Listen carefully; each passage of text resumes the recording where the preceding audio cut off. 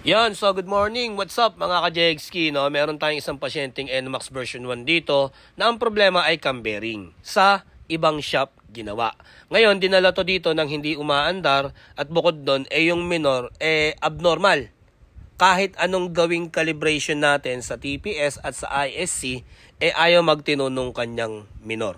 So ngayon, nag-decide na ako na buksan yung cylinder head dahil ayon sa aming interview sa aming customer, binaklas daw tong cylinder head. Sa ganung paraan, mache-check namin kung ano agad ang mali, kung bakit ayaw mag-minor netong NMAX version 1. So yung shop kasi na pinagdala nito mga ka-Jegski, medyo may history sa amin sa mga customer na pinapalitan yung mga pyesa. Hindi naman sa naninira, pero pang ilang beses na namin customer to na galing dun sa shop na yon mga ka-Jegski. Okay? So, ang hinala ko rito, kung hindi may singaw ang valvula, merong pyesang mali. Dahil cam bearing lang naman ang problema daw nito nung una na ginawa dun sa unang shop, pero binaklas yung cylinder head. Alright, so meaning to say, dun pa lang sa pagkakalas ng cam bearing, may mali na agad, no? So hindi mo naman kailangan buksan or hugutin yung cylinder head kapag cam bearing ang problema. Diyan lang kayang-kaya ng dukutin yan mga ka-Jegs. Tulad yan, nakita nyo, nahugot namin yung camshaft nang hindi naman binubuksan yung cylinder head.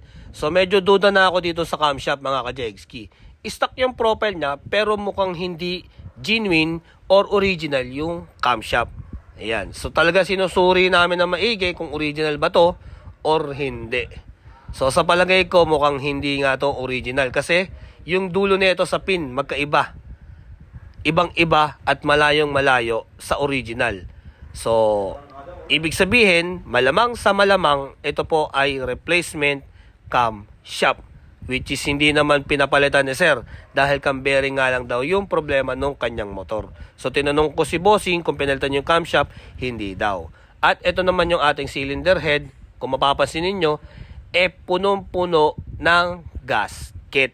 So hindi na po kailangan lagyan ng mga kung ano-anong silicone gasket ang mga FI scooter ngayon mga ka-Jegski. Once na nagpalit ka ng bagong gasket, wala na pong singaw yan. At ito kung mapapansin ninyo, hinahanginan namin yung intake at merong unti-unting bumubula. Ayan, no? So, ayan, shower out sa mga nagpapabolto na nag-iiwan ng cams. O, di makatulong kayo. So, problema ni bossing, itong cams niya. Dahil replacement.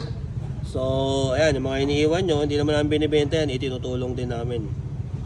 So, ayan, kinabit natin dun yung original. Kasi ito, wala, replacement na to.